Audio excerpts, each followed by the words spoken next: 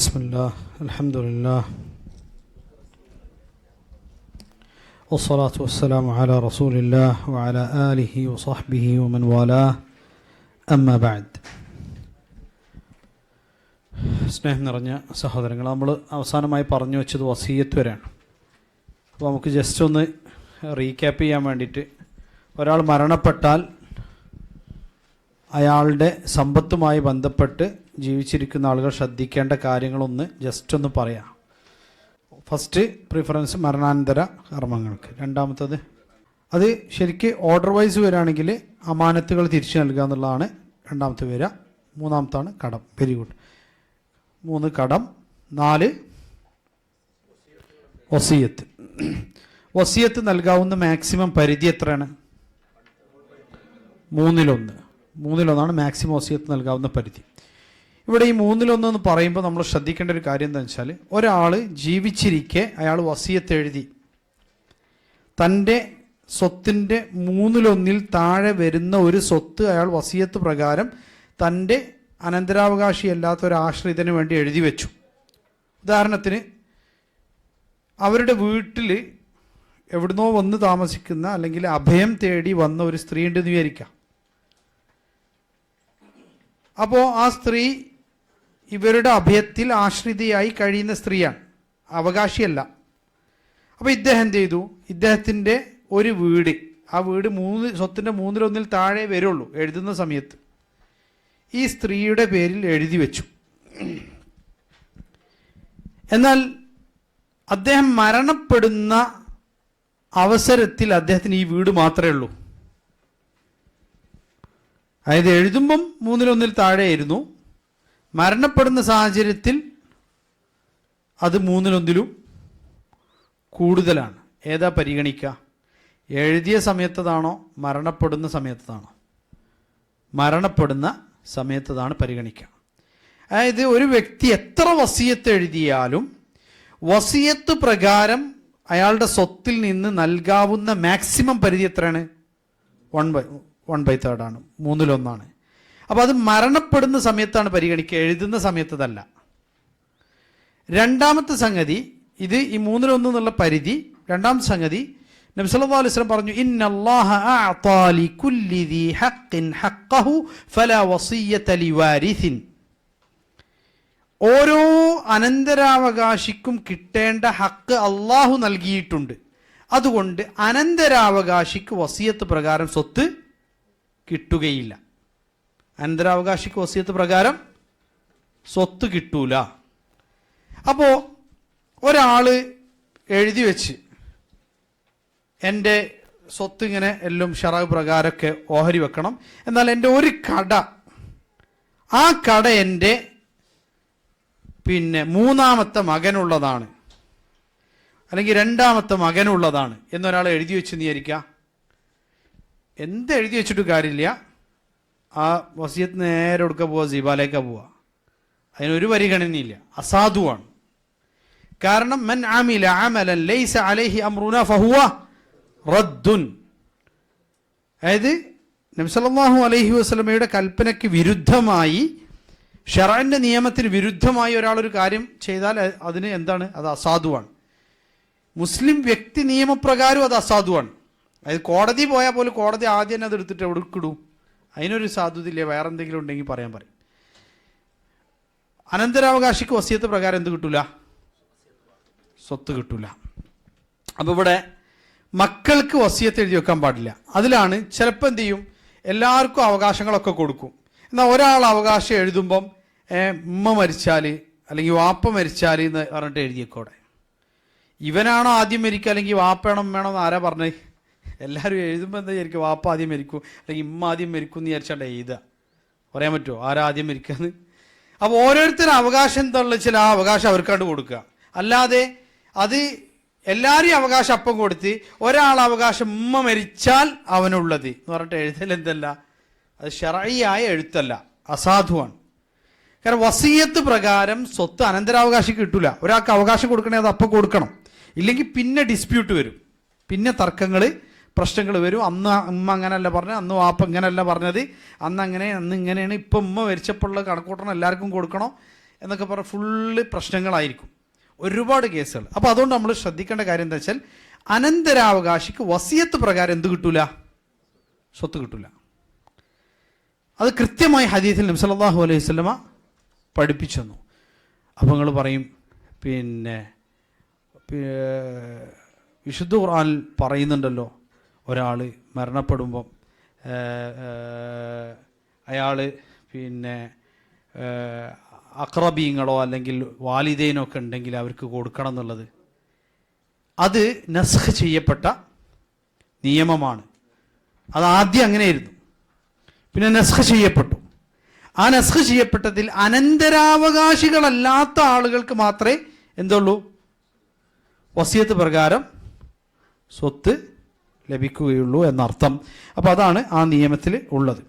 അപ്പോൾ ഇവിടെ വസിയത്തുമായി ബന്ധപ്പെട്ട് നമ്മൾ പഠിക്കേണ്ട സുപ്രധാന നിയമം, ഒരാൾ വസിയത്ത് ചെയ്യുകയാണെങ്കിൽ അതിന് എഴുതി വെക്കണം, സാക്ഷികൾ വേണം. സാക്ഷികൾ ഇല്ലെങ്കിൽ എന്താ സംഭവിക്കുക? അത് ഈ അവകാശികൾ, അനന്തരാവകാശികളുടെ സ്വാതന്ത്ര്യമാണ് സ്വീകരിക്കണോ വേണ്ടെന്നുള്ളത്. കാരണം എന്താ വെച്ചാൽ അവർക്ക് ഉറപ്പില്ല. സാക്ഷികളുണ്ടെങ്കിലല്ലേ അതിന് സാധുത വരുള്ളൂ. സാധുത ഇല്ലെങ്കിൽ പിന്നെ അവർ പറയുകയാണ് ഞങ്ങളത് അംഗീകരിക്കില്ല എന്ന് പറഞ്ഞാൽ പിന്നെ കഴിഞ്ഞ്. ആർക്കും ഒരു ഖാദിക്കും അവരെ നിർബന്ധിക്കാൻ പറ്റില്ല. കാരണം നമ്മൾ പിന്നെ നിയമമാണ് നോക്കുക. അതേപോലെ തന്നെ 3-1 കൂടുതൽ വസിയത്ത് ചെയ്യാൻ പറ്റില്ല. ഇനി 3-1 കൂടുതൽ വസിയത്ത് ചെയ്ത ഒരാൾ വസിയത്ത് എഴുതി വെച്ച് എൻ്റെ മുഴുവൻ സ്വത്തും ഇന്ന മകന് മാത്രം കൊടുക്കണം, ബാക്കിയുള്ളവരൊറ്റാക്കും ഒന്നും കൊടുക്കരുത് എന്ന് ഒരാൾ എഴുതി വെച്ച് നീരിക്കുക. ചിലപ്പോൾ ഈ മകൻ മാത്രമായിരിക്കും അദ്ദേഹത്തെ നോക്കിയിട്ടുണ്ടാവും, ബാക്കിയുള്ള മക്കളൊക്കെ ഭയങ്കര മോശം സമീപനായിരിക്കും മാതാപിതാക്കളോട് കാണിച്ചിട്ടുണ്ടാകും. എന്നാലും അത് അവരും പടച്ചോനായിട്ടാവുക. ഇവിടെ പടച്ചോൻ പറഞ്ഞ നിയമപ്രകാരം എന്ത് ചെയ്യുക? കൊടുക്കുക. അപ്പോൾ ഇവിടെ ഒരാൾ അങ്ങനെ എഴുതി വെച്ച് ആ എഴുത്ത് പരിഗണിക്കുമോ? പരിഗണിക്കൂല. അതിന് യാതൊരു പരിഗണനയും ഇല്ല. അങ്ങനത്തെ സെൻറ്റിമെൻറ്റ്സുകൾ അനന്തരാവകാശത്തിൽ എന്ത് ചെയ്യില്ല? വർക്കൗട്ട് ചെയ്യാൻ പറ്റില്ല. കാരണം അത് എപ്പോഴും നമുക്ക് ഇപ്പോൾ ഒരു കോടതി പോയി കഴിഞ്ഞാൽ കോടതി എന്താ നോക്കുക? സെൻറ്റിമെൻറ്റ്സ് ആണോ നോക്കുക, അല്ല തെളിവോ നോക്കുക? തെളിവോ നോക്കുക. അല്ല സെൻറ്റിമെൻറ്റ്സിനല്ല അവിടെ സ്ഥാനം. കാരണം അത് വെച്ചിട്ട് നമുക്ക് സ്വത്ത് ആർക്കെന്ന് വിധിക്കാൻ ഒരിക്കലും പോസിബിൾ അല്ല. കാരണം അത് ക്രിയേറ്റ് ചെയ്യാൻ പറ്റും. അപ്പോൾ അതുകൊണ്ട് നിയമപ്രകാരം മാത്രം നമ്മൾ പോകുള്ളൂ. ബാക്കിയുള്ള അവരുടെ അവകാശം കൊടുത്തോ കൊടുത്തില്ലേ, അതേപോലെ തന്നെ പരസ്പരം നല്ല ബന്ധത്തിലായിരുന്നു അല്ലേ, അതൊക്കെ അവരും പടച്ചോനായിട്ടുള്ള മറ്റു വിഷയങ്ങളാണ്, അവർ മറുപടി പറയേണ്ട മറ്റു വിഷയങ്ങളാണ്. അനന്തരാവകാശത്തെ അതിന് ബന്ധമില്ല. ഇനി ഈ വസിയത്തും കഴിഞ്ഞാലുള്ളതാണ് നമ്മൾ എന്ത് ചെയ്യുന്നത്? അനന്തര സ്വത്ത് ഓഹരി വെക്കുക എന്നുള്ളത്. അനന്തര സ്വത്ത് ഓഹരി വെക്കാൻ കൃത്യമായി നിയമം പഠിപ്പിക്കപ്പെട്ടിട്ടുണ്ട്. ആ നിയമം നമുക്കിപ്പോൾ ഇൻഷാ അല്ലാഹ് മനസ്സിലാക്കാം. അപ്പം എത്ര കാര്യങ്ങൾ കഴിഞ്ഞിട്ടാണ് നമ്മൾ അനന്തര സ്വത്ത് ഓഹരി വെക്കുന്നതിലേക്ക് എത്തിയത്? 4 കാര്യങ്ങൾ ആദ്യം കഴിഞ്ഞിട്ടാണ് എത്തിയത്. ആ 4 കാര്യങ്ങളെ പരിഗണിക്കാതെ അനന്തര സ്വത്ത് ഓഹരി വെക്കാൻ പറ്റുമോ? പറ്റൂല. ഒരാൾക്ക് കടമുണ്ട്, പക്ഷെ ആ കടം വീട്ടി കഴിഞ്ഞാൽ പിന്നെ സ്വത്തൊന്നും ബാക്കി ഉണ്ടാവില്ല. മുഴുവൻ സ്വത്ത് എടുത്ത് വീട്ടേണ്ടി വന്നാലും ആ കടത്തിലേക്കാണ് എന്ത് പോവുക? സ്വത്ത് പോവുക. അവിടെ അനന്തരാവകാശികൾക്കൊന്നും കിട്ടൂല. ചിലപ്പോൾ അവർ താമസിച്ചുകൊണ്ടിരിക്കുന്ന വീട്ടിൽ നിന്ന് വരെ ഇറങ്ങേണ്ടി വരും. ചിലപ്പോൾ താമസിച്ചുകൊണ്ടിരിക്കുന്ന വീട്ടിൽ നിന്ന് വരെ ഇറങ്ങേണ്ടി വരും. എങ്കിൽ പോലും അവിടെ കടം വീട്ടുക, ആ വീട്ടിൽ കഴിഞ്ഞിട്ടേ എന്തുള്ളൂ? സ്വത്ത് ഓരി വെക്കുക എന്നുള്ള ഇതിലേക്ക് നമ്മൾ പോകുള്ളൂ. അതുകൊണ്ട് അത് നമ്മൾ വളരെയധികം ശ്രദ്ധിക്കാം. ഇനി അനന്തരാവകാശവുമായി ബന്ധപ്പെട്ട് അനന്തരാവകാശത്തിൻ്റെ റുക്നുകൾ, അനന്തര സ്വത്ത് ഓഹരി വെക്കുമ്പോൾ അതിൽ 3 റുക്നുകളാണ് ഉള്ളത്. ഒന്ന് അൽ ഹഖുൽ മൗറൂസ്, ഒരാൾ ഉപേക്ഷിച്ച സമ്പത്ത്. അൽ മുവരിസ്, മരണപ്പെട്ട വ്യക്തി, അതായത് മരിച്ചുപോയ വ്യക്തി, അയാളാണ് ഈ അനന്തര സ്വത്ത് വിട്ടേച്ച് പോയത്. അൽ വാരിസ്, അനന്തരാവകാശം കിട്ടേണ്ട ആളുകൾ അഥവാ അനന്തരാവകാശികൾ. ഇതാണ് അതിൻ്റെ റുക്ന്. എന്ന് പറഞ്ഞു കഴിഞ്ഞാൽ ഒരു അനന്തരാവകാശം നമ്മൾ നോക്കുകയാണെങ്കിൽ ഈ വ്യക്തി ആരാണ്, അയാളുമായി ഇയാളുടെ ബന്ധം എന്താണ്, ഇതൊക്കെ നോക്കിയിട്ട് നമുക്ക് കൊടുക്കാൻ പറ്റുള്ളൂ. അത് വെച്ചിട്ടാണ് നമ്മൾ ഇയാൾ അവകാശിയാണോ അവകാശിയല്ലേ എന്നൊക്കെ നമ്മൾ നിർണ്ണയിക്കുക. അതേപോലെ തന്നെ ഇത് അനന്തരസ്വത്താണോ അല്ലേ, എങ്ങനെ നമ്മൾ അനന്തരസ്വത്താണോ അല്ലേ എന്ന് നിർണ്ണയിക്കുക? നേരത്തെ പറഞ്ഞ 4 കാര്യങ്ങൾ അതിൽ നിന്ന് ഒഴിവാക്കി കഴിഞ്ഞാൽ ഇത് എന്താവുള്ളൂ? അനന്തരസ്വത്താവുള്ളൂ. അപ്പൊ അനന്തരസ്വത്ത്, അനന്തരം വിട്ടേച്ചു പോയ വ്യക്തി അനന്തരാവകാശി, അഥവാ ആ വ്യക്തിക്ക് ഇയാളിൽ നിന്ന് അനന്തരം കിട്ടാനുള്ള ബന്ധം എന്ത് എന്നുള്ളത് അവിടെ നമുക്ക് കൃത്യമായി പറയാൻ സാധിക്കണം, എങ്കിലേ അനന്തരാവകാശം കൊടുക്കാൻ പറ്റുള്ളൂ. ഇനി ഷുറൂത്തുൽ ഇർസ്, അനന്തരം കിട്ടാനുള്ള, അല്ലെങ്കിൽ ഈ അനന്തര സ്വത്ത് നമ്മൾ വിഹിതം വെച്ച് അതിൻ്റെ അവകാശികൾക്ക് കൊടുക്കാൻ കുറച്ച് നിബന്ധന ഉണ്ട്. ഒന്ന്, വ്യക്തി മരിച്ചു എന്ന് സ്ഥിരപ്പെടണം. അതിപ്പോൾ ഉറപ്പന്നല്ല, എന്തിനെങ്ങനെ പറയേണ്ട ആവശ്യം? അങ്ങനെ ചിന്തിക്കാലോ. വ്യക്തി മരണപ്പെടാതെ അനന്തരാവകാശം കൊടുക്കാൻ പറ്റുമോ? കൊടുക്കാൻ പറ്റില്ല. പക്ഷെ എന്തിനാ ഇത് പ്രത്യേകം ഇവിടെ എടുത്തു പറയുന്നത്? എന്തിനാ? വ്യക്തി ചിലപ്പോൾ മരിച്ചു എന്ന് റൂമറുണ്ട്, മരിച്ചണോന്ന് അറിയില്ല, കുറെ കാലമായിട്ട് ഒരാളെ കാണാനില്ല, സ്വത്തൊക്കെ ഉള്ള ആളാണ്, ഒരുപാട് കാലമായിട്ട് അയാളെ കാണാനില്ല. അപ്പോൾ നമ്മൾ അയാളെ മരിച്ചു എന്ന് കണക്കൂട്ടാൻ പറ്റുമോ? മരിച്ചു എന്ന് കണക്കൂട്ടാൻ പറ്റൂലേ? ഇതൊക്കെ ഫിഖ്ഹിലുള്ള വിഷയങ്ങളാണ്, അനന്തരസ്വത്തായിട്ട് ബന്ധപ്പെട്ട വിഷയങ്ങളാണ്. വിവാഹമായിട്ട് ബന്ധപ്പെട്ട് വരെ അയാളുടെ ഭാര്യയ്ക്ക് മറ്റൊരു വിവാഹത്തിൽ ഏർപ്പെടാൻ പറ്റൂലേ? എത്ര കാലം എന്ന് വെച്ചിട്ട് കാത്തുക്കുക, ഇതിനൊക്കെ ഫിഖ്ഹിൽ നിയമങ്ങളുണ്ട്. അപ്പോൾ ഇവിടെ നമ്മൾ ഒന്ന്, വ്യക്തി മരിച്ചു എന്ന് സ്ഥിരപ്പെടണം. എങ്ങനെ മരിച്ചു എന്ന് സ്ഥിരപ്പെടുക? ഒരു പ്രദേശത്തുള്ളപ്പോൾ, ഉദാഹരണത്തിന് നാട്ടിലുള്ള ആൾക്കാർക്ക് സൗദി അറേബ്യയിൽ ഒരാൾ മരിച്ചെന്ന് എങ്ങനെ അവർക്ക് ബോധ്യപ്പെടുക? അഥവാ ആ വ്യക്തിയുമായി ബന്ധപ്പെട്ട് ഇവിടെ ജീവിച്ചിരുന്ന അവർക്ക് അറിയാവുന്ന വിശ്വാസയോഗ്യരായ ആളുകൾ അറിയിക്കാണ്, ഇന്ന വ്യക്തി ഇവിടെ മരിച്ചു, അദ്ദേഹത്തെ ഞങ്ങൾ മറവ് ചെയ്തു, അല്ലാതെ അവർ കാണില്ലല്ലോ. അപ്പോൾ അത്രയും ആളുകൾ കളവ് പറയാനുള്ള സാധ്യത ഇല്ല. അപ്പം അവർ വിവരം അറിയിച്ചു, ആ വ്യക്തിയെ അവർ കൊണ്ടുപോയി മറവ് ചെയ്തിട്ടുണ്ട്, ഈ വിവരങ്ങളൊക്കെ അവരറിഞ്ഞു, അതിലൂടെ അവർക്ക് ബോധ്യപ്പെടും. അതുപോലെ തന്നെ രണ്ടാമത്തെ ഒരു സംഗതി എന്താണെന്ന് വെച്ചാൽ, ഒരാൾ കാണാതായി.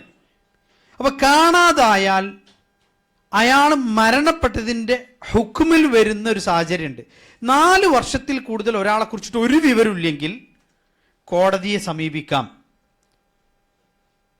അപ്പോൾ ഖാദി എന്തു പറയും? 4 വർഷമായിട്ട് അയാളെ കുറിച്ചിട്ട് വിവരമുണ്ടോ വിവരമില്ല എന്നുള്ളത് വേണ്ടപ്പെട്ട അതോറിറ്റിയോട് അന്വേഷിക്കാൻ പറയും. അവർ എല്ലാ നിലക്കും ആ വ്യക്തിയെക്കുറിച്ചിട്ട് അന്വേഷിച്ചിട്ടും, അതേപോലെ തന്നെ ഇപ്പോൾ ഉദാഹരണത്തിന് നമ്മൾ പറയുകയാണെങ്കിൽ പോലീസ് ഡിപ്പാർട്ട്മെൻറ്റും, അതേപോലെ തന്നെ വേണ്ടപ്പെട്ട അവിടുത്തെ ആ നാട്ടിലുള്ള തഹസിൽദാർ, എന്താ പറയുക, ഓരോ നാട്ടിലോരോ സുൽത്താൻ ഉണ്ടാവുമല്ലോ, അവിടുത്തെ അധികാരികൾ, ഇന്ന വ്യക്തിയെക്കുറിച്ചിട്ട് വിവരമില്ല, ആ കാര്യം ശരി തന്നെയാണെന്ന് സർട്ടിഫൈ ചെയ്ത് കഴിഞ്ഞാൽ ഹുക്കുമ് കൊടുക്കും. എന്തിൻ്റെ? മരണപ്പെട്ടു എന്നുള്ള ഹുക്കുമ് കൊടുക്കും. ആ ഹുക്കുമ് കൊടുത്താൽ പിന്നെ അയാളുടെ സ്വത്ത് ഓഹരി വെക്കാം. അതേപോലെ തന്നെ ഭാര്യയ്ക്ക് അവർക്ക് ഇത് അനുഷ്ഠിച്ച ശേഷം അവർക്ക് മറ്റൊരു വിവാഹത്തിലേക്ക് ഏർപ്പെടാം. അപ്പോൾ ഇതാണ് അതിലുള്ള വ്യക്തി മരിച്ചു എന്ന് സ്ഥിരപ്പെടണം എന്ന് പറഞ്ഞാൽ. സ്ഥിരപ്പെടാന്ന് എന്ന് പറഞ്ഞാൽ ഒന്നുകിൽ ഖാദിയുടെ ഹുക്കുമ് കൊണ്ട്, ഇപ്പോൾ ഖാദിയൊന്നും ഇല്ലാത്തൊരു പ്രദേശത്ത് ജീവിക്കുന്ന ആളുകളാണെങ്കിൽ, ഇപ്പോൾ മുസ്ലിമീങ്ങളെ മൈനോറിറ്റി മുസ്ലിംസ് ഒക്കെ ആണെങ്കിൽ അവർക്ക് അവിടെ എന്താണോ അവരുടെ ഇടയിൽ അത്തരം ഒരു പൊതു കാര്യത്തിൽ അങ്ങനെ ഒരു തീർപ്പ് കൽപ്പിക്കാനുള്ള സംവിധാനം, മഹല്ലോ അല്ലെങ്കിൽ എന്താണോ സംവിധാനം അവർക്കുള്ളത്, അല്ലെങ്കിൽ പിന്നെ അവിടുത്തെ കോടതികളിൽ ശരീഅത്ത് നിയമങ്ങൾ, ഇപ്പോൾ നമ്മുടെ നാട്ടിലത്തെ പോലെ ശരീഅത്ത് നിയമങ്ങൾ മുസ്ലിമീങ്ങൾക്ക് വ്യക്തി നിയമങ്ങളിൽ നടപ്പാക്കപ്പെടുന്ന കോടതികളുണ്ട്. അപ്പോൾ ആ കോടതിയിൽ എന്ത് ചെയ്യാം? ഇത് ഫയൽ ചെയ്തിട്ട് അയാൾ മരണപ്പെട്ടു എന്നുള്ള ഹുക്കുമ് വാങ്ങിച്ചു കഴിഞ്ഞാൽ ഈ പറഞ്ഞ ബാക്കിയുള്ള കാര്യങ്ങളൊക്കെ അതാണ് വ്യക്തി മരിച്ചു എന്ന് സ്ഥിരപ്പെടണം എന്ന് പറഞ്ഞു. അപ്പോൾ ഒരാൾ മരിച്ചോ മരിച്ചില്ലെന്ന് അറിയില്ല, അനന്തരസ്വത്ത് ഓരി വെക്കാൻ പറ്റുമോ? പറ്റൂല. പിന്നെന്ത് ചെയ്യണം? അതിന് നിശ്ചയിക്കപ്പെട്ട ടൈം പീരീഡ് എന്ന് പറയുന്നത് 4 വർഷം. ആ 4 വർഷമായിട്ട് ഒരു വിവരവും അദ്ദേഹത്തെക്കുറിച്ച് ഇല്ലാത്ത സാഹചര്യമാണെങ്കിൽ അദ്ദേഹം മരണപ്പെട്ടു എന്ന ഗണത്തിൽ കണക്കാക്കാൻ പറ്റുമെന്ന് എന്ത് ചെയ്യാം? കേസ് ഫയൽ ചെയ്യാം. അതിന് പ്രകാരം അധികാരപ്പെട്ടവർ അയാൾ മരിച്ചു എന്ന് വിധി പറയണം. 2, അനന്തരം ലഭിക്കേണ്ട ആൾ ജീവിച്ചിരിപ്പുണ്ടെന്ന് സ്ഥിരപ്പെടണം. അതായത് ഒരാൾ അവകാശിയാണെങ്കിൽ അയാൾക്ക് അവകാശമുണ്ട്, നമുക്ക് എങ്ങനെ പറയാം? ഇദ്ദേഹം മരിക്കുന്ന സമയത്ത് ഈ കിട്ടേണ്ട ആൾ ജീവിച്ചിരിപ്പുണ്ട് എന്നുള്ളത് സ്ഥിരപ്പെടണം. ഒരാളെ കുറിച്ചിട്ട്, അവകാശിനെ കുറിച്ചിട്ട് യാതൊരു അറിവില്ല. അപ്പോൾ എന്ത് ചെയ്യും? അപ്പോൾ അവിടെ സ്വാഭാവികമായിട്ട് ചിലപ്പം അത് ഹജ്ജ് ചെയ്യും. അതായത് എത്രയാണോ അയാൾക്ക് കിട്ടേണ്ട അവകാശം വിവരമില്ലാത്ത സാഹചര്യങ്ങൾക്ക് ഒന്ന് ചിലപ്പം കോടതി അല്ലെങ്കിൽ വേണ്ടപ്പെട്ട ആൾക്കാർ അതെന്ത് ചെയ്യും? അത് മാത്രം ആ പോർഷൻ അവിടെ ഹജ്ജ് ചെയ്യും ഒരു സമയം വരെ, എന്നിട്ട് കഴിഞ്ഞിട്ട് അതെന്ത് ചെയ്യുള്ളൂ? കൊടുക്കുള്ളൂ. അപ്പോൾ അയാൾ ജീവിച്ചിരിപ്പില്ല എന്ന് വന്നു കഴിഞ്ഞാൽ അതെന്ത് ചെയ്യും, ബാക്കിയുള്ള അവകാശികൾക്ക് എന്ത് ചെയ്യും, ഓരി വെച്ച് കൊടുക്കും. പക്ഷെ അയാൾക്ക് അവകാശം ഉണ്ടോ ഇല്ലേ എന്നുള്ളത് സ്ഥിരപ്പെടണമെങ്കിൽ എന്ത് ചെയ്യണം, അയാൾ ജീവിച്ചിരിപ്പുണ്ട് എന്നുള്ളത് സ്ഥാപിക്കപ്പെടണം. അപ്പോൾ അതുകൊണ്ടാണ് നമ്മൾ എന്ത് ചെയ്യും, പിന്നെ ഡെത്ത് സർട്ടിഫിക്കറ്റ്, അതേപോലെ തന്നെ ഒരാൾ ഇപ്പോഴും ജീവിച്ചിരിപ്പുണ്ട് എന്നുള്ള സർട്ടിഫിക്കറ്റ് കൊണ്ടുവരാനൊക്കെ പറയില്ലേ. അപ്പം എന്താ ചെയ്യുക, ഒരാൾ ഒരു അതോറിറ്റിൻ്റെ മുന്നിൽ അയാൾ ഹാജരാവുകയാണ്. അപ്പോൾ അയാൾ ഹാജരായി കഴിഞ്ഞാൽ ആ അതോറിറ്റി എന്ത് ചെയ്യും, രേഖ ആക്കുക, ഇന്ന ആൾ ജീവിച്ചിരിപ്പുണ്ട് എന്ന് പറഞ്ഞിട്ട് സർട്ടിഫിക്കറ്റ് കൊടുക്കും. അതെന്താ ജീവിച്ചിരിപ്പുള്ള ഒരാൾക്ക് സർട്ടിഫിക്കറ്റോ? ആ സർട്ടിഫിക്കറ്റ് എന്താ വെച്ചാൽ ഒരാൾ സാക്ഷ്യപ്പെടുത്തണം അയാൾ ജീവനോടുണ്ട്, അപ്പോൾ അയാൾക്ക് അതിൽ അവകാശമുണ്ട്. ഇത് എപ്പോഴാണ് വരിക, ആവശ്യം വരിക, ഇദ്ദേഹത്തെ പരിഗണിക്കാതെ ബാക്കിയുള്ള ഒരു സ്വത്ത് മുഴുവൻ ഓരി വെച്ചെടുത്തിട്ട് ഒരു സലാം പറഞ്ഞു, അസ്സലാമു അലൈക്കും. ജീവിച്ചിരിപ്പുണ്ടോ ഇല്ലയോ ഓൾക്ക് അറിയാം, പക്ഷെ ഓരെന്ത് ചെയ്തു, സ്വത്തൊക്കെ ഓരി വെച്ചിട്ട് തീരുമാനാക്കി. അപ്പോൾ ഈ വ്യക്തിക്ക് അയാൾ അവകാശം കിട്ടാൻ അയാൾ എന്താ ചെയ്യുക, ഞാൻ ജീവിച്ചിരിപ്പുണ്ട് എന്ന് അയാൾ എന്ത് ചെയ്യണം, സാക്ഷ്യപ്പെടുത്തണം, സ്ഥാപിക്കണം. അപ്പോൾ അയാളോട് കോടതി എന്താ അതിന് വേണ്ട രേഖ കൊണ്ടുവരാൻ പറയും. അപ്പോൾ അയാൾ ചെല്ലും, എവിടെ ഹാജരാകേണ്ട സ്ഥലത്ത് ഹാജരാവും, അവിടുന്ന് രേഖ ഉണ്ടാക്കും. ആ രേഖ കൊണ്ടുവന്നാൽ കോടതി ആദ്യം ഇവർ ചെയ്ത ആ വിഹിതം വെക്കൽ എന്ത് ചെയ്യും, ക്യാൻസൽ ചെയ്തിട്ട് രണ്ടാമത് ഓഹരി വെക്കും. ഇതാണ്, ഇത്ര ക്ലാരിറ്റി ഉള്ളതാണ് ശരീഅത്ത് നിയമത്തിലെ അനന്തരാവകാശ നിയമം. ഇനി ഇതിലൊരു രസമുണ്ട്, എന്താ വെച്ചാൽ ഇപ്പോൾ ഈ അടുത്ത കാലത്ത് ഒരു സംഭവം നമ്മുടെ നാട്ടിലൊരു വെറുതെ വിവാദം ഉണ്ടാക്കാൻ വേണ്ടിയിട്ടൊരു സംഭവം ഉണ്ടാക്കിയെന്നുള്ളൂ. അല്ലെങ്കിൽ ഇതൊക്കെ പാലിക്കുന്നവർക്ക് വേണ്ടി പറയുന്നതല്ലേ, പാലിക്കാത്തവരൊക്കെ ഞാൻ പാലിക്കില്ല എന്ന് പറഞ്ഞാൽ പോരെ. ആരും അയാളെ പിടിച്ചിട്ട് ഇത് പാലിക്കണം എന്ന് പറഞ്ഞിട്ട് നിർബന്ധിക്കുന്നൊന്നുമില്ലല്ലോ. അപ്പോൾ ഇതിന് ബദലായിട്ടൊരു നിയമത്തിലേക്ക് പോയി. എന്താ നിയമം നമുക്കറിയാം, രജിസ്റ്റർ മാരേജ് ചെയ്യുക. അപ്പോൾ നിക്കാഹ് വഴി പിന്നെ ശരീഅത്ത് നിയമപ്രകാരമാണെങ്കിൽ പിന്നെ അനന്തര സ്വത്ത് വഴിയാണ് അവരുടേതൊക്കെ വരിക. ഈ അനന്തര സ്വത്തിൻ്റെ നിയമം, അനന്തരാവകാശ നിയമപ്രകാരം വരിക. അപ്പോൾ അത് ഒഴിവാക്കാൻ വേണ്ടിയിട്ട് എന്തൊക്കെയാണ് പോയത്, രജിസ്റ്റർ മാരേജ്. രജിസ്റ്റർ മാരേജിൻ്റെ ഒരു വിഷയം എന്താ, ചിലപ്പോൾ ഒരു സ്വത്ത് കിട്ടൂല. അതെങ്ങനെ, അനന്തരാവകാശത്തിലെ ഇസ്ലാമിക അനന്തരാവകാശ നിയമത്തിലെ സ്വത്ത് എന്ന് പറഞ്ഞത് ഖിയാമത്ത് നാൾ വരെ ഒരാൾക്കും മാറ്റാൻ കഴിയില്ല. ആർക്കാണോ അവകാശമുള്ളത് എപ്പം പോയി ചോദിച്ചാൽ ആ അവകാശം കിട്ടും. ഒരാൾക്കും എടുത്തു കളയാൻ സാധിക്കൂല. ആ മരിച്ച വാപ്പക്ക് പോലും ആ മകന് കൊടുക്കാതൊക്കെ വേണ്ടിയിട്ട് നോക്കിയാൽ എന്ത് ചെയ്യാൻ പറ്റില്ല, ചെയ്യാൻ കഴിയില്ല. അങ്ങനെയുള്ള സ്ഥിരപ്പെടുന്ന അവകാശം. എന്നാൽ ഈ പറഞ്ഞ രജിസ്റ്റർ മാരേജൊക്കെ അവർക്ക് ടെസ്റ്റ് ചെയ്തെന്ന് പറയും. അതായത് അവർക്ക് എന്ത് ചെയ്യുക, എഴുതി വെക്കാം, മുഴുവൻ സ്വത്തുമാണെങ്കിൽ വേറൊരാൾക്ക് എഴുതി വെക്കാം. അപ്പോൾ ഇയാൾ മരിക്കണതിന് മുന്നേ ഭാര്യയിൽ കച്ചറുണ്ടായി, എന്ത് ചെയ്യുക, എൻ്റെ ഒരു സ്വത്തിൻ്റെ ഒരു തരി പോലും ഒക്കെ കൊടുക്കരുത് എന്ന് എഴുതി കഴിഞ്ഞാൽ ഒക്കെ പിന്നെ ഒന്നും കിട്ടില്ല.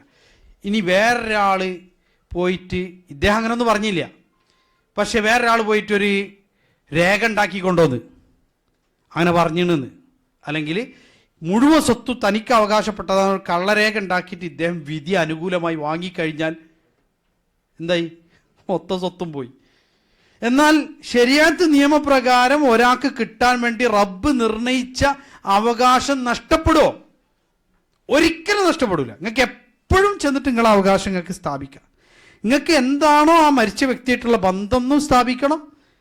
അദ്ദേഹം മരിക്കുന്ന സമയത്ത് നിങ്ങൾ ജീവിച്ചിരിപ്പുണ്ട് എന്നുള്ള രേഖ എന്ത് ചെയ്യണം, ഹാജരാക്കി നിങ്ങൾക്ക് എപ്പോഴും നിങ്ങളുടെ അവകാശം എപ്പോഴും കിട്ടും. ഇതാണ് രണ്ട് തമ്മിലുള്ള വ്യത്യാസം. ഇനി അനന്തരം ലഭിക്കേണ്ട ആൾ ജീവിച്ചിരിപ്പുണ്ടെന്ന് സ്ഥിരപ്പെടണം. അനന്തരം കിട്ടേണ്ട ബന്ധത്തെക്കുറിച്ച് അറിവുണ്ടായിരിക്കണം. ഞാൻ അവകാശിയാണ്, അല്ല നിങ്ങളെങ്ങനെ മൂപ്പര് അവകാശിയാവുന്നത്, അതെനിക്കറിയില്ല, ഞാൻ അവകാശിയാണെന്ന് അറിയാൻ പറ്റുമോ? പറ്റൂല. അവകാശി എന്ന് പറയുമ്പം മോനാണോ, വാപ്പയാണോ, ഭർത്താവാണോ, ഭാര്യയാണോ, സഹോദരനാണോ, എന്താണ് ഈ മരിച്ച ആളും വ്യക്തിയും ഇയാളും തമ്മിലുള്ള ബന്ധം എന്നുള്ളത് എന്ത് ചെയ്യണം, അറിവുണ്ടാവണം. അപ്പോൾ ആ ബന്ധം എന്ത് ചെയ്യണം, സ്ഥാപിക്കാൻ സാധിക്കണം. അപ്പോൾ ആ ബന്ധം സാധാരണ നിലയ്ക്ക് എല്ലാവർക്കും അറിയാം, എല്ലാവരും അംഗീകരിച്ച് അങ്ങനെ പോകും. ഇനി ചിലപ്പോൾ ക്വസ്റ്റ്യൻ ചെയ്യപ്പെടുന്ന സാഹചര്യം ഉണ്ടാവും. എപ്പോൾ ഒരു ആൾ, ശരിക്കും പറഞ്ഞു കഴിഞ്ഞാൽ ഒരാൾ ഒന്നിലധികം വിവാഹം അയാൾക്ക് ചെയ്യാം, അനുവദനീയമാണ്. അത് ചെയ്താൽ അറിയിക്കാതെ കണ്ട ആവശ്യമൊന്നുമില്ല, പക്ഷെ ചില ആൾക്കാരെ അറിയിക്കൂല. അപ്പോൾ അറിയിക്കാതെ വിവാഹം ചെയ്യുമ്പോൾ മരിക്കുമ്പോഴായിരിക്കും വേറൊരു ഭാര്യ കുട്ടി ഇങ്ങനെ വരിക. അപ്പോൾ അവിടെ പ്രശ്നമുണ്ടായി. ഞാൻ നിങ്ങൾക്ക് ലൈവ് കുറേ നമ്മൾ അനുഭവിച്ചതും അറിഞ്ഞതായ എക്സാമ്പിൾസ് തരാം കേട്ടോ. അപ്പം ഈ കുട്ടിയും ഭാര്യയും പിന്നെ തെളിയിക്കണം എന്ത്, ഇദ്ദേഹത്തിൻ്റെ ഭാര്യയാണ്. നിങ്ങൾക്ക് പറയുന്നത് മനസ്സിലാവുണ്ടോ? ലൈവ് ഉദാഹരണം ഞാൻ പറയുന്നത് അതുകൊണ്ടാണ്. ക്ഷമിക്കണം. അപ്പോൾ ഇതിൽ നോക്കി, അപ്പോൾ അനന്തരം കിട്ടേണ്ട ബന്ധത്തെക്കുറിച്ച് എന്ത് ചെയ്യണം, അറിവുണ്ടായിരിക്കും. അപ്പോൾ ഒരാൾ വന്ന് പറഞ്ഞ് ഞാൻ മൂപ്പരെ മകനാണെന്ന് പറഞ്ഞു. അപ്പം നമുക്ക് നേരെ എടുത്തിട്ട് എന്നാ കൊണ്ടേക്കോളി സ്വത്ത് നിങ്ങൾക്കുള്ളതാണ് പറയാൻ പറ്റുമോ? ഇല്ല. അപ്പോൾ അദ്ദേഹത്തിൻ്റെ മകനാണെന്ന് എന്ത് ചെയ്യണം, സ്ഥാപിക്കാനുള്ള രേഖകൾ കൊണ്ടുവരണം. അത് ചോദിക്കൽ മറ്റുള്ളവർക്ക് എന്താണ്, അനുവദനീയമാണ്, മറ്റുള്ളവർക്ക് ചോദിക്കുക. അങ്ങനെ ഇല്ലെങ്കിൽ പിന്നെ ആർക്കും പറഞ്ഞൂടെ ഞാൻ മകനാണ് അല്ലെങ്കിൽ ഞാൻ വാപ്പയാണെന്നൊക്കെ ആർക്കും പറഞ്ഞൂടെ. അപ്പോൾ കൃത്യമായി ഈ ബന്ധങ്ങൾ എന്ത് ചെയ്യണം, ആരാണ് എന്നുള്ളത് സ്ഥാപിക്കപ്പെടണം. ചിലപ്പോൾ ഒരാളെ കുറിച്ചിട്ട് കുറേ കാലമായിട്ട് വിവരമില്ല, മിസ്സായി പോയതൊക്കെ ആവാം. ഈ അടുത്ത് ഒരു ട്രെയിനിലൊരു കുട്ടി പിന്നെ കളിച്ചുകൊണ്ടിരിക്കെ കയറിയതാണ്. നമ്മളെ നാട്ടിൽ ഇപ്പോൾ ഒരു സ്ത്രീ അവരിപ്പോൾ ജോലി ചെയ്യുക.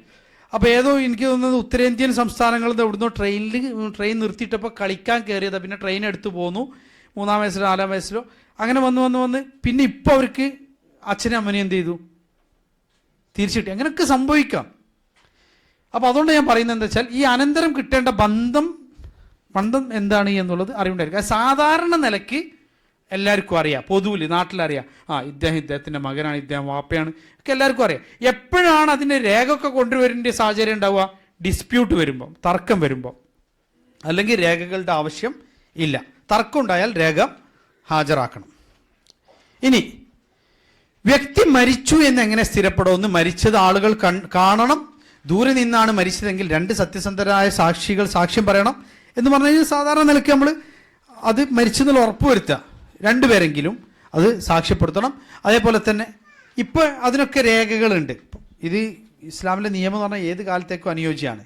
ഇപ്പോൾ അതിനൊക്കെ രേഖകളുണ്ട്. എംബസിന്നോ അല്ലെങ്കിൽ ഇതിൽ നിന്നൊക്കെ ഡെത്ത് സർട്ടിഫിക്കറ്റ് കിട്ടും. ഇവിടെ പിന്നെ ഹോസ്പിറ്റൽസിൽ നിന്ന് ഡെത്ത് സർട്ടിഫിക്കറ്റ് കിട്ടും. അത് എംബസിയിൽ നിന്ന് അറ്റസ്റ്റ് ചെയ്തിട്ട് അതിൻ്റെ ട്രാൻസ്ലേഷനും കാര്യങ്ങളൊക്കെ ആക്കിയിട്ട് നമ്മൾ നാട്ടിലേക്ക് അയക്കുമ്പോൾ അത് അവിടെ പോയിട്ട് എന്ത് ചെയ്യും, അവർ പഞ്ചായത്തിലും അതേപോലെ തന്നെ മറ്റൊക്കെ പോയിട്ട് മഹലിലൊക്കെ പോയിട്ട് അത് ഇൻട്രൊഡ്യൂസ് ചെയ്യും. അപ്പോൾ അവർ ഈ ഇന്ന വ്യക്തി മരിച്ചു എന്നുള്ളത് അവിടെ എന്ത് ചെയ്യും, രേഖാവും. അങ്ങനെയാണ് ഇപ്പോൾ ചെയ്യുക. ഇനി കാണാതായവരാണെങ്കിൽ 4 വർഷത്തിൽ കൂടുതൽ കാണാതിരുന്നാൽ ആ നാട്ടിലെ ഖാദി വിധികർത്താവ് കാര്യം പറയണം. അത് കോടതിയാണ്. കോടതി ഓരോ നാട്ടിലെ എന്താണ് അവിടുത്തെ നിയമം അനുസരിച്ചിട്ട്, അവിടുത്തെ ഉർഫ് അനുസരിച്ചിട്ട് അവർ പറയണം, ഇന്ന ആൾ മരിച്ചതായി ഞങ്ങൾ കണക്കാക്കുന്നു എന്ന് പറയണം. ഇനി അനന്തരം ലഭിക്കാൻ ഇടവരുത്തുന്ന ബന്ധങ്ങൾ അല്ലെങ്കിൽ കാരണങ്ങൾ. ഒരാൾക്ക് വേറൊരാളിൽ നിന്ന് എങ്ങനെ അനന്തരം ലഭിക്കുക? ഒന്ന്, നെസബ് വഴി. നെസബ് എന്ന് പറഞ്ഞു കഴിഞ്ഞാൽ പ്രസവം വഴി. അപ്പോൾ അതിനാണ് നമ്മൾ എന്തു പറയുക, ഇപ്പോൾ വാപ്പ, ഉമ്മ, മകൻ, മകൾ, അതേപോലെ തന്നെ ഇതൊക്കെ നെസബാണ്. ഏതു വഴിയുള്ള ബന്ധമാണ്? നെസബ്. സഹോദരൻ, സഹോദരി, പിതൃവ്യൻ, ഇതൊക്കെ ഏതു വഴിയുള്ള ബന്ധമാണ്? നെസബ് വഴിയുള്ള ബന്ധമാണ്. ഇനി രണ്ടാമത്തത് നിക്കാഹ് വഴിയുള്ള ബന്ധം. ഭാര്യ, ഭർത്താവ്, ഏതു വഴിയുള്ള ബന്ധമാണ്? നിക്കാഹ് വഴി. മൂന്നാമത്തൊന്ന് വലാ. എന്താ വലാ? ഒരാളൊരു അടിമയെ മോചിപ്പിച്ചാൽ, ഒരാൾ അടിമയെ മോചിപ്പിച്ച് യജമാനൻ, ആ യജമാനനെ മോചിപ്പിച്ചതിൻ്റെ പേരിൽ ഈ അടിമ യജമാനൻ ജീവിച്ചിരിക്കെ മരിക്കുകയാണെങ്കിൽ യജമാനൻ എന്ത് കിട്ടും?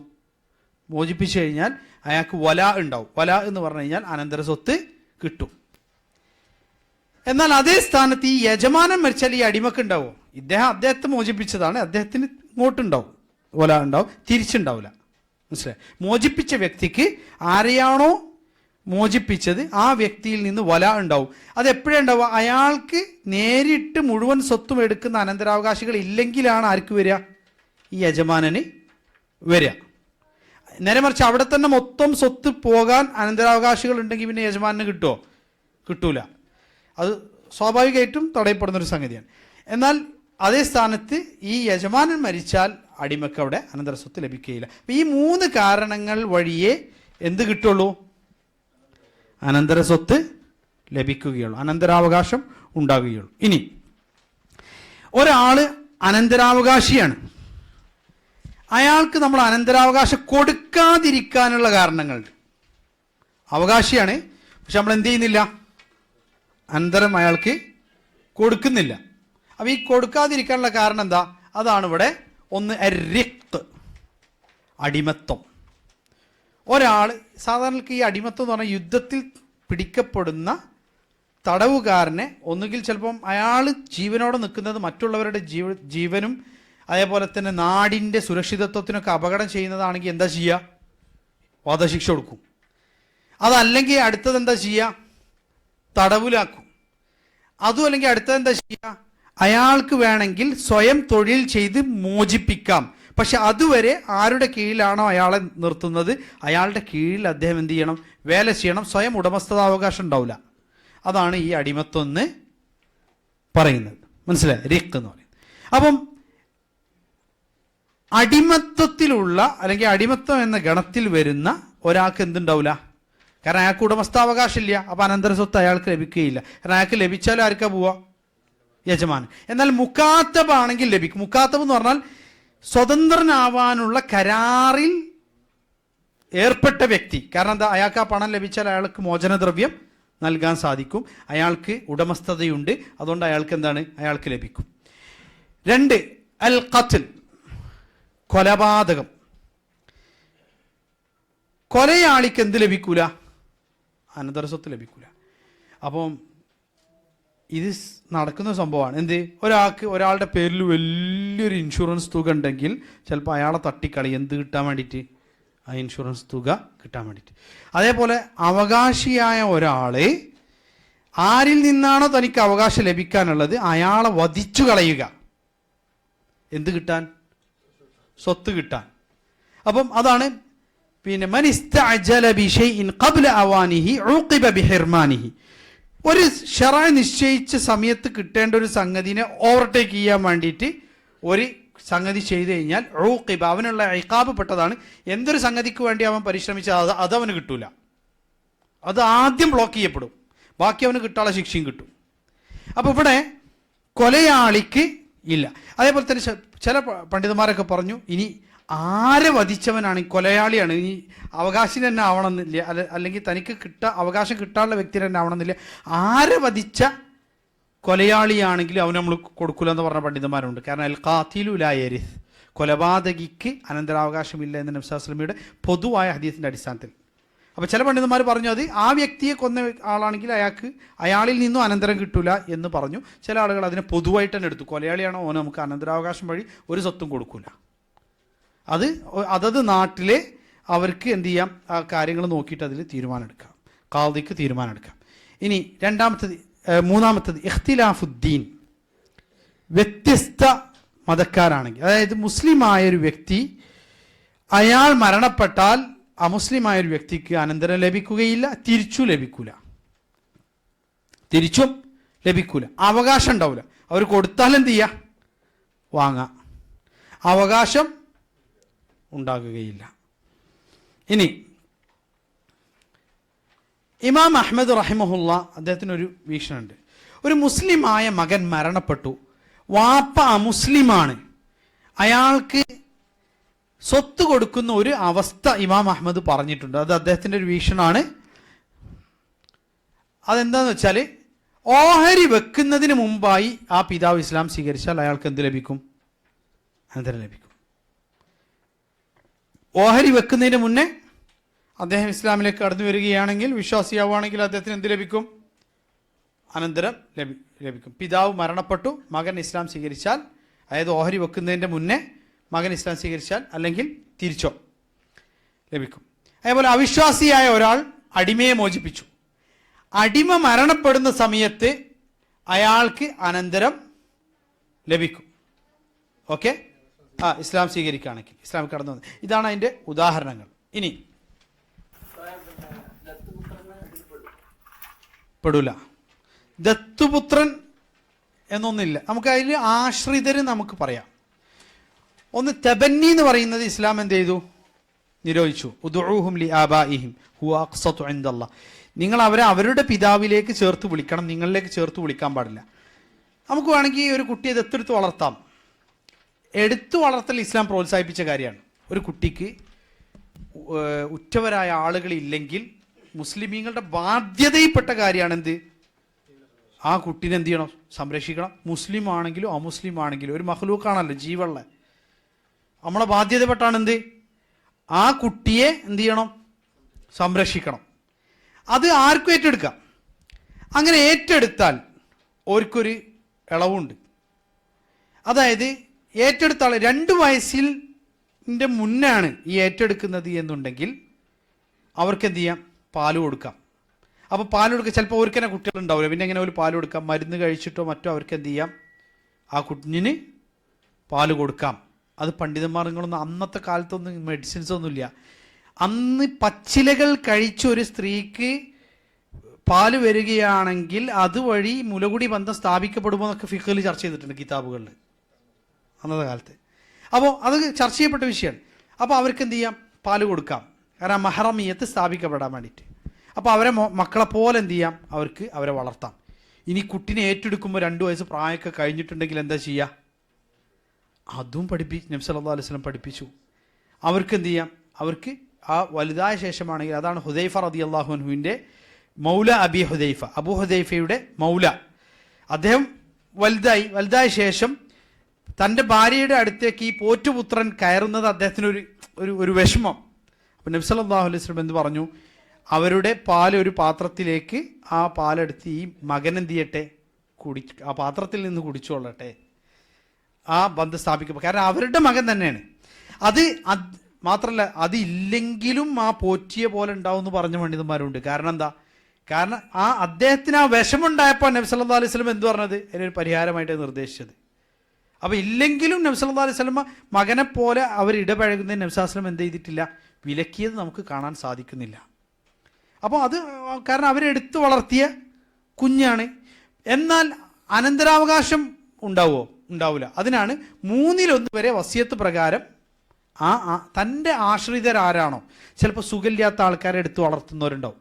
ഇപ്പോൾ എൻ്റെ വീട്ടിൻ്റെ അടുത്ത് പിന്നെ ഒരു മൂത്താപ്പയുടെ വീട്ടിൽ ഒരു സ്ത്രീ ഉണ്ടായിരുന്നു. അമ്മായി എന്നാണ് എല്ലാവരും പറയുക. പക്ഷേ ഈ അമ്മായി എന്ന് പറയുന്ന സ്ത്രീ ആരാന്ന് ഓർക്കും അറിയില്ല, ആർക്കും അറിയില്ല. ഏതോ കാലത്ത് അവരുടെ വീട്ടിൽ വന്ന് അങ്ങനെ അഭയം തേടി അവിടെ കഴിഞ്ഞ് പ്രായം ചെന്ന് അവർ കിടപ്പിലായി. അങ്ങനെ അവരെ നോക്കി അവസാനം അവർ മരണപ്പെടുന്നത്. ഇങ്ങനെ ഒരുപാട് കാലം മുന്നേ വന്നു. അപ്പോൾ അങ്ങനെ ആശ്രിതരായി നിൽക്കുന്ന ആൾക്കാരുണ്ടെങ്കിൽ അവരെ സംരക്ഷിക്കാൻ വേണ്ടിയിട്ട് അവർക്ക് വേണ്ടിയിട്ട് വസിയത്ത് പ്രകാരം എന്തെങ്കിലുമൊക്കെ എഴുതി വെക്കണം. അതാണ് വിശുദ്ധ ഖുർആനിൽ എന്ത് ചെയ്യുന്നത്, അല്ലാഹു സുബ്ഹാനഹു വ തആല നമ്മളോട് കൽപ്പിക്കുന്നത്. ആശ്രിതരായി. അതേപോലെ ഒരു മകൻ മരണപ്പെട്ടു പോയി, ബാക്കിയുള്ള മക്കളുണ്ട്. അപ്പോൾ ഈ മരണപ്പെട്ടു പോയ മകൻ്റെ മക്കളുണ്ടാവും.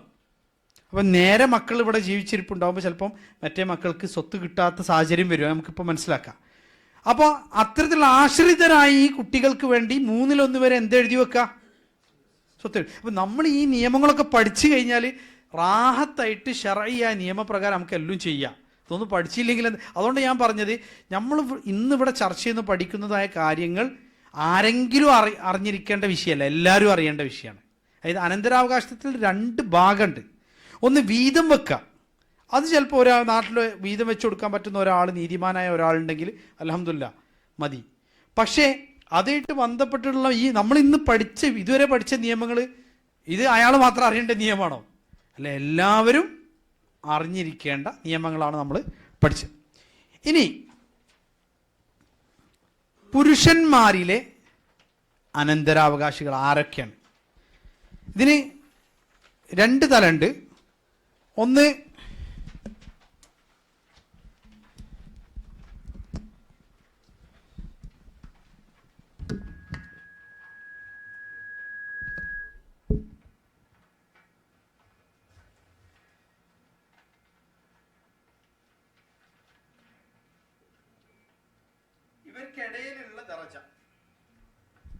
ഇവർക്ക് ഇടയിൽ വരുന്ന ദറജ, അതേപോലെ തന്നെ പ്രയോറിറ്റിയിൽ വരുന്ന ആളുകൾ,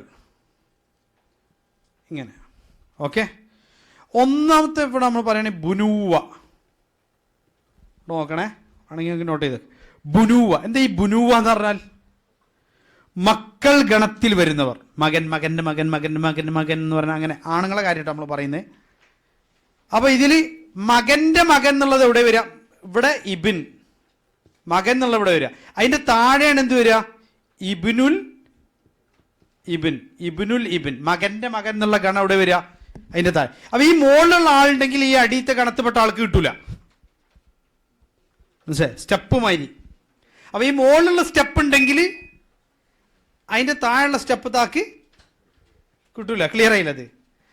ഇനി ഉബൂവ, വാപ്പ, വാപ്പൻ്റെ വാപ്പ, വാപ്പൻ്റെ വാപ്പൻ്റെ വാപ്പ, വാപ്പൻ്റെ വാപ്പൻ്റെ വാപ്പൻ്റെ വാപ്പ, അങ്ങനെ എത്രത്തോളം മുകളിലോട്ട് പോയാലും അതാണ് ഉബൂവ. ഓക്കെ. ഈ ഉബൂവ എന്ന് പറയുന്ന ഗണം ഇതിങ്ങനെ മോൾക്കാ പോവുക. അതിന് ദർജ പറയുകയാണെങ്കിൽ അബ്, അബുൽ അബ്, അതിനാണ് നമ്മൾ പറയാം. പിന്നെ അബുൽ ജദ്, ജദ്ദിൻ്റെ അബ്, അങ്ങനെ അങ്ങനെ അങ്ങനെ മുകളിലേക്ക് പോകും. കുറച്ച് മുകളിലേക്കേ പോവുള്ളൂ. അധികം മുകളിലേക്ക് പോകുമ്പോൾ തന്നെ ഒരു മരണപ്പെട്ടുണ്ടോ. ഓക്കെ. അപ്പോൾ ഉബുവ പിതാവ്. അതിന് ശേഷമാണ് നമ്മൾ എന്ത് വരിക? ഉഹുവ, സഹോദരി ബന്ധം, സഹോദരൻ, പിന്നെ സഹോദരൻ്റെ മകൻ, അങ്ങനെ താഴോട്ടുള്ളത് അവിടെ അങ്ങനെ വരാം. പിന്നെ ഉമൂമ. ഓക്കെ. എന്താ ഉമൂമ എന്ന് പറഞ്ഞാൽ? പിതൃവ്യൻ, എളാപ്പ, വാപ്പൻ്റെ സഹോദരൻ. ഓക്കെ. അപ്പോൾ ആണുങ്ങൾ ഇതിൽ ഈ ഉഹുവ എന്ന് പറഞ്ഞാൽ ആരും വരും? ഈ സഹോദരി എന്നുള്ളവരും ചില ഘട്ടത്തിൽ അസബയായി വരും. ബാക്കിയുള്ള സ്വത്ത് മുഴുവൻ കിട്ടുന്ന സാഹചര്യം, പുരുഷൻ്റെ സ്ഥാനത്തേക്ക് കയറി വരുന്ന സാഹചര്യങ്ങളുടെ നമുക്ക് മനസ്സിലാക്കാം സഹോദരി എന്ന് പറയുന്നത്. ഓക്കെ. അപ്പോൾ നമ്മളിതിൽ മനസ്സിലാക്കേണ്ടത് എന്താണെന്ന് വെച്ചാൽ, ഇപ്പോൾ ഉദാഹരണത്തിന് ഈ മക്കൾ ഗണത്തിൽ ആണുങ്ങൾ ആരെങ്കിലും ഉണ്ടെങ്കിൽ പിതാവ് എന്ന ഗണത്തിലുള്ള ആൾക്ക് നിർണിത ഓഹരി മാത്രമേ ഉണ്ടാവുള്ളൂ. നിർണിത ഓഹരി എന്ന് പറഞ്ഞാൽ 6/1. വാപ്പൻ്റെ നിർണിത ഓഹരി 6/1. നിർണിത ഓഹരി 6. വാപ്പയ്ക്ക് 2 സാഹചര്യം വരിക. ഒന്നുമില്ലെങ്കിൽ ബാക്കിയുള്ള മുഴുവൻ സ്വത്ത് എന്ന് പറയുന്ന അവസ്ഥ, അല്ലെങ്കിൽ 6/1 പറയുന്ന അവസ്ഥ, അല്ലെങ്കിൽ 6/1 ബാക്കിയുള്ള മുഴുവൻ സ്വത്ത് എന്ന് പറയുന്ന അവസ്ഥയാണ് വാപ്പയ്ക്ക് വരിക. അപ്പം ഈ ഗണത്തിൽ ആരെങ്കിലും ഉണ്ടെങ്കിൽ വാപ്പയ്ക്ക് ബാക്കിയുള്ള സ്വത്ത് എന്ന് പറഞ്ഞൊരവസ്ഥ വരൂല. എന്തു മാത്രമേ കിട്ടുള്ളൂ? നിർണിത ഓഹരി. അതന്നെ ഇവിടെ പിതാവ് ആദ്യത്തെ സ്റ്റെപ്പിൽ ലെയറിലുള്ള ആളുണ്ടെങ്കിൽ പിന്നെ അടുത്ത സ്റ്റെപ്പിലുള്ള ആൾക്ക് കിട്ടുമോ? കിട്ടൂല. ശരി. ഇനി സഹോദരൻ, ഇവർ 2 പേരിൽ ആരെങ്കിലും ഒരാളുണ്ടെങ്കിൽ, മക്കൾ ഗണത്തിൽപ്പെട്ട ആൺതരിയോ പിതാവ് എന്ന ഗണത്തിൽപ്പെട്ട ആൺതരിയോ ഉണ്ടെങ്കിൽ സഹോദരി ബന്ധത്തിൽപ്പെട്ട ആർക്കും എന്തുണ്ടാവില്ല? ഒത്തുണ്ടാവില്ല. ഇനി ഇതിൽപ്പെട്ട ആൺതരിയോ ഇതിൽപ്പെട്ട ആൺതരിയോ ഉണ്ടെങ്കിൽ ഇവർക്ക് സ്വത്തുണ്ടാവില്ല. ഇതിലൊന്നും ആൺതരി ഇല്ലെങ്കിലാണ് ഇവർക്ക് എന്ത് പോവുക? സ്വത്ത് പോവുക. നമുക്ക് അതിലേക്ക് വരാം, മനസ്സിലാക്കാം ഇൻഷാ അല്ലാഹ്. ജസ്റ്റ് ഒന്ന് നിങ്ങൾക്ക് എന്തിനാണ് നമ്മളിങ്ങനെ അനന്തരാവകാശികൾ ഓരോരുത്തർ എണ്ണി പഠിക്കുന്നതെന്ന് മനസ്സിലാക്കാൻ വേണ്ടി ജസ്റ്റ് ഒന്ന് പറഞ്ഞെന്നാണ്. അപ്പോൾ ആണുങ്ങളിൽ നിന്ന് ആദ്യം മകൻ ആണ്. ഇത് ബുനുവ, മകൻ. ഇനി ഓക്കെ, മകൻ്റെ മകൻ, പിതാവ്. ഇനി ഇതിനെ നമ്മൾ പറയാ ഫറഅ് വാരിസ് എന്നാണ്. ഫറഅ് എന്ന് പറഞ്ഞാൽ എന്താ? ബ്രാഞ്ച്.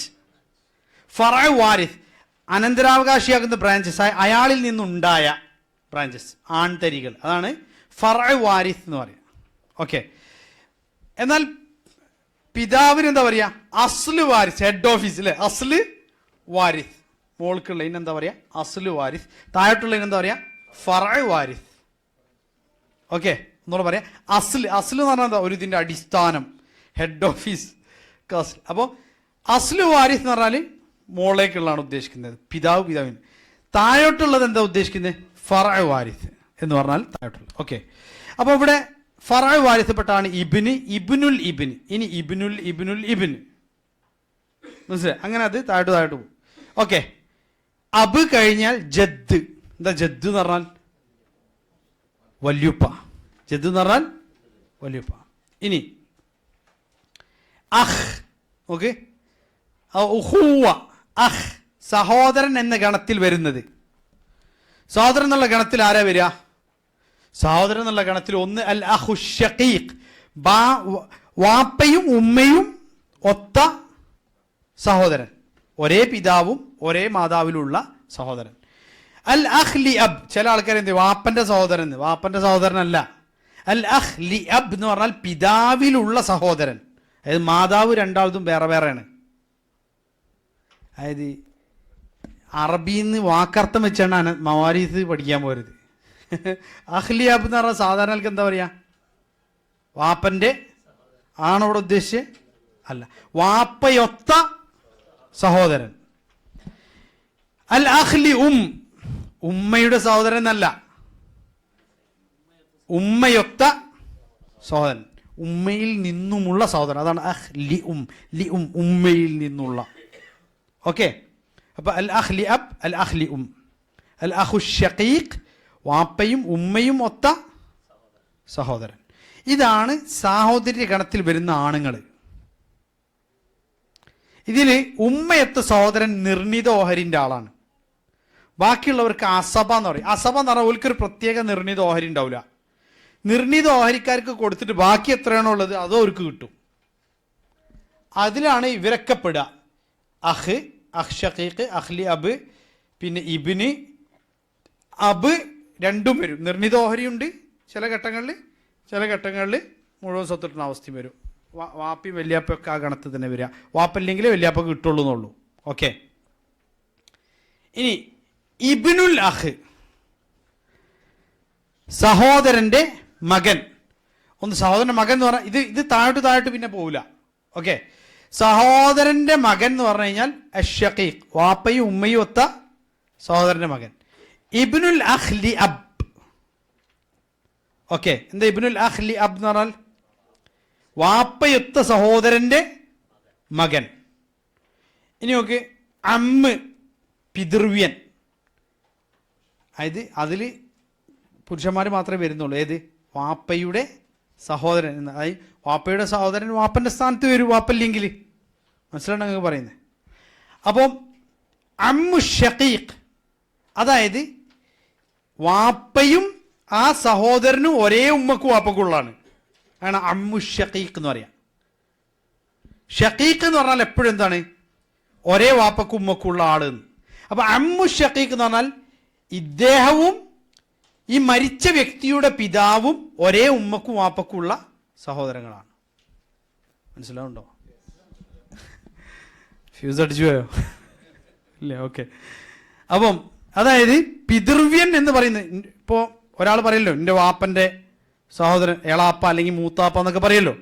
ആ പറയുന്ന വ്യക്തി വാപ്പയുമായി ഒരേ ഉമ്മയിലും വാപ്പയിലുള്ളതാവും, അല്ലെങ്കിൽ ചിലപ്പോൾ എന്താവും ഒരേ വാപ്പയിലുള്ളതാവും ഉമ്മ വേറാവും, അല്ലെങ്കിൽ ഒരേ ഉമ്മയിലുള്ളതാവും വാപ്പ വേറാവും, അങ്ങനെയൊക്കെ ഉണ്ടാവും. അപ്പോൾ ഇവിടെ രണ്ടാളുകളെ ഇതിൽ പരിഗണിക്കപ്പെടുള്ളൂ. ഒന്ന് ഒരേ ഉമ്മക്ക് വാപ്പക്കുള്ള ആൾ, അയാളുണ്ടെങ്കിൽ പിന്നെ വാപ്പക്ക് മാത്രം ഒത്ത പിതൃവ്യൻ അവിടെ പരിഗണിക്കപ്പെടില്ല. അതുകൊണ്ട് അവിടെ ഇങ്ങനെ മോളും അടിയിലായിട്ട് എഴുതിയത്. ഇദ്ദേഹത്തിനാണ് ഫസ്റ്റ് പ്രിഫറൻസ്. പിന്നെ വരുന്ന വ്യക്തിയാണ് വാപ്പയൊത്ത പിതൃവ്യൻ. അതായത് മരണപ്പെട്ട വ്യക്തിയുടെ പിതാവും അദ്ദേഹത്തിൻ്റെ സഹോദരനായ ഈ വ്യക്തിയും എന്താണ്? ഒരേ വാപ്പയാണ്, ഉമ്മ വേറെയാണ്. ഇദ്ദേഹത്തെ നമ്മൾ എപ്പോഴാണ് പരിഗണിക്കുക? ഈ മുകളിലുള്ള ആളില്ലെങ്കിൽ. കാരണം ഇദ്ദേഹത്തിൻ്റെ ദറജ ഒന്നും കൂടി കൂടുതലാണ്. വാപ്പ ഇമ്മിയൊത്ത പിതൃവ്യനാണ്.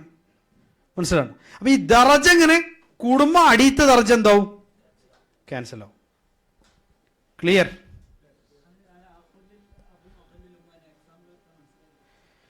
അഹ്ലി അബ് എന്ന് പറഞ്ഞു കഴിഞ്ഞാൽ മരിച്ച, നിങ്ങൾ എപ്പോഴും എന്താ അറിയോ, അനന്തരാവകാശം പഠിക്കുമ്പം എളാപ്പൻ്റെ മോനെയും മൂത്താപ്പൻ്റെ മോനെയും എന്ന് പറഞ്ഞാൽ അനന്തരാവകാശം ഒരുക്കരുത്.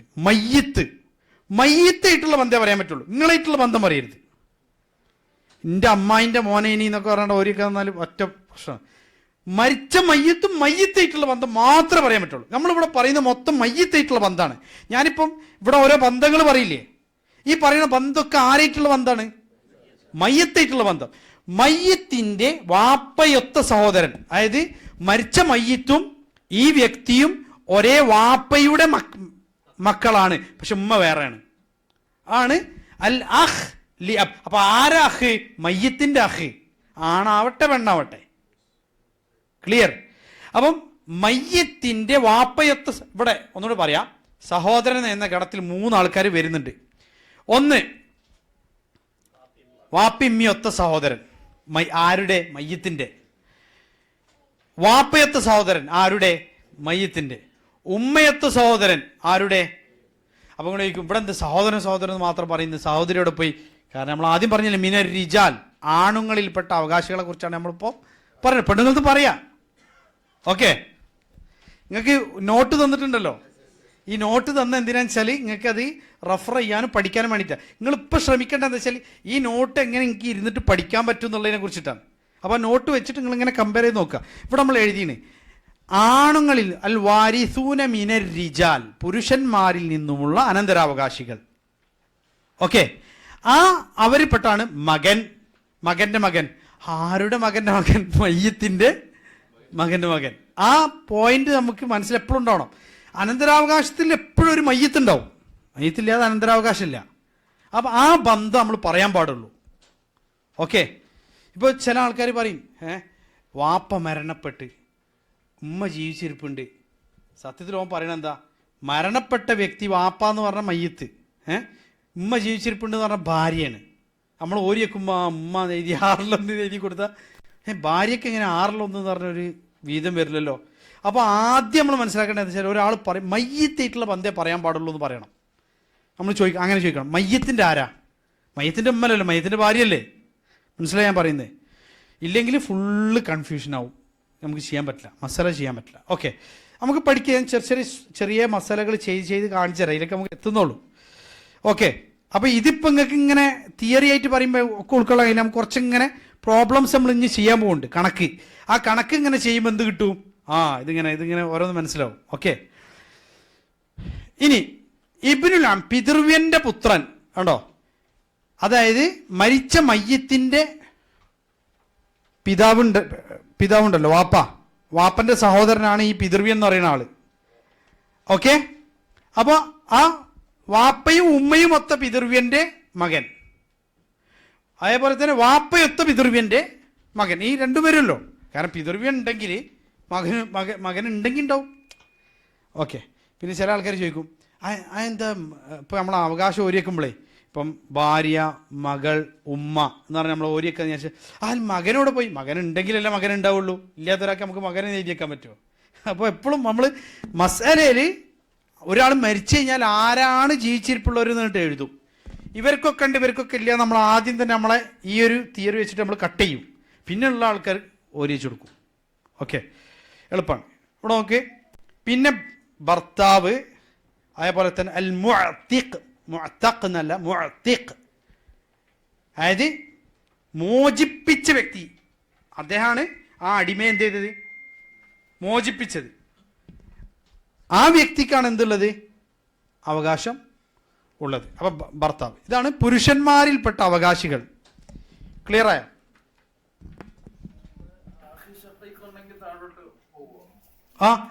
അതായത് അതാണല്ലോ ഇവിടെ ഇബ്നുൽ അഖ് ഷഖീഖ്.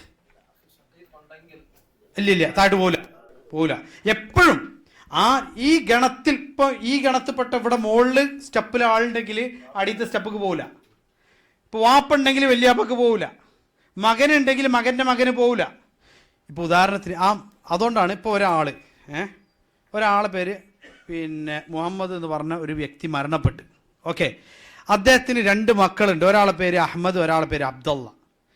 അഹമ്മദിന് മക്കളുണ്ട്.